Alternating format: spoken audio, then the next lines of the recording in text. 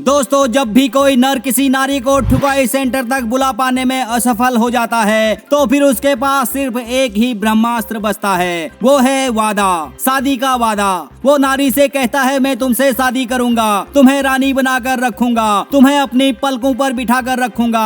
तो नारी खुशी के मारे अपनी सुध बुध खो बैठती है और तुरंत अपना नाड़ा खोल देती है। लेकिन जब वही नर नारी की जवानी का सारा रस पीकर शादी से इनकार कर देता है और दूसरी नारी की तलाश में निकल जाता है तो फिर वो नारी सीधे पुलिस के पास पहुंच जाती है।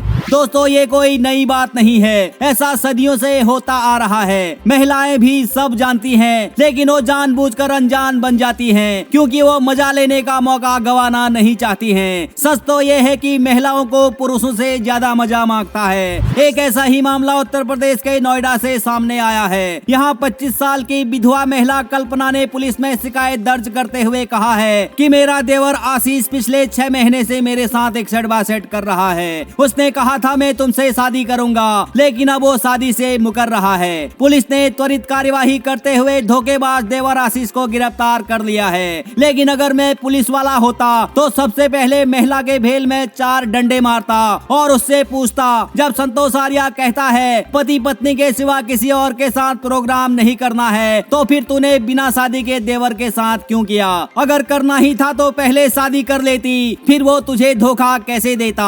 हालांकि महिला का कहना है कि मेरे देवर का मकसद सिर्फ मेरी जवानी का रस पीना नहीं बल्कि कुछ और भी है। आखिर क्या है धोखेबाज देवर का मकसद? आखिर कैसे पति के मौत के बाद ससुराल में महिला के साथ अत्याचार हुए? आखिर इस मामले में गलती महिला की है, देवर की है या फिर ससुराल वालों की? इन सभी पहलुओं पर चर्चा करेंगे, इसीलिए वीडियो को ध्यान मग्न होकर देखें।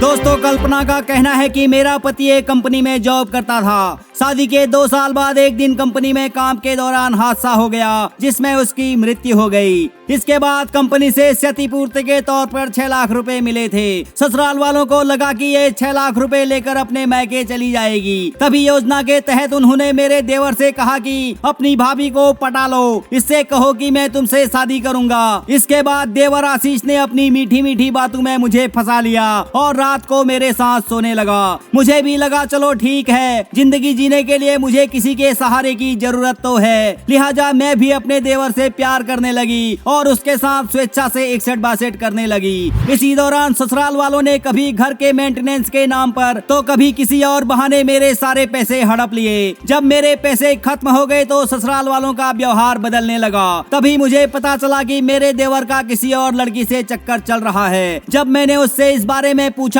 तो उसने कहा कि हाँ, मैं उससे प्यार करता हूँ और जल्दी ही उससे शादी करने वाला हूँ। ये सुनकर मेरे पैरों तले जमीन खिसक गई। मैंने उससे कहा तुम तो मुझसे शादी करने वाले हो? तो देवर कहने लगा घर वाले मना कर रहे हैं, वो कह रहे हैं कि इसने हमारे बड़े बेटे को डस लिया है, लेकिन अब हम अपने छोटे बेटे को खोना नहीं चाहते हैं। ये सुनकर मुझे एहसास हो गया कि ससुराल वालों ने मेरे पैसे हड़पने के लिए मेरे साथ धोखा किया है। पुलिस ने फिलहाल आरोपी देवर आशीष को पकड़कर जेल भेज दिया है, जबकि अन्य आरोपियों की तलाश जारी है। लेकिन इस मामले में मैं ससुराल वालों से ज्यादा महिला को दोषी मानता हूँ, क्योंकि उसने मेरी बात को नहीं माना और बिना शादी के देवर को अपने खेत में ट्रैक्टर चलाने का लाइसेंस दे दिया।